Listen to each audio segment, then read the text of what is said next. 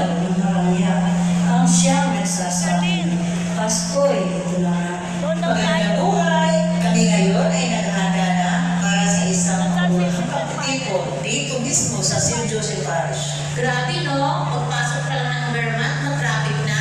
Sinabi mo pa, mga maaga sila nag-decorate. Pagpasok ko pala, excited na ako.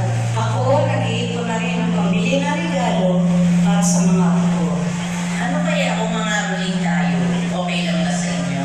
Sige, lahat tayo sasama.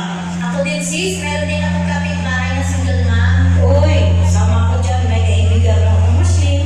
Gusto ko siya magditahan. Ops, tika muna. Ano kaya kung invite na natin sila para sabay-sabay natin silang kagabihan? Magandang idea yan. Ano kakantahin natin? Ang Pasko ay sumapit para mas madali. Ay, dumating na ang ating panauhin. Welcome mga sister. Halika kayo, umupo kayo dito. Wow, ang saya naman dito. May parapol pa kayo. Sana all may Christmas party pa. First time itong nakapasok sa simbahan nyo. Masaya pala dito.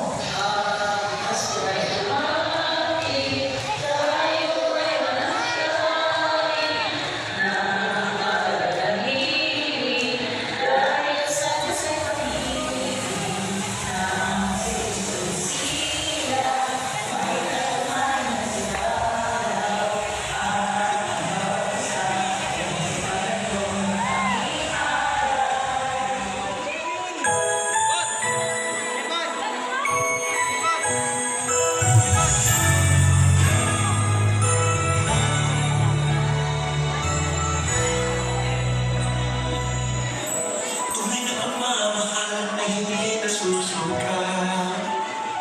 Ito'y nag-aalay na parangal at kapal. Mga puso natin sabay umipindig. Pagtutulungan ang pinipigok ng dibdib. Sabay tayo sa bawat tibok ng ating puso.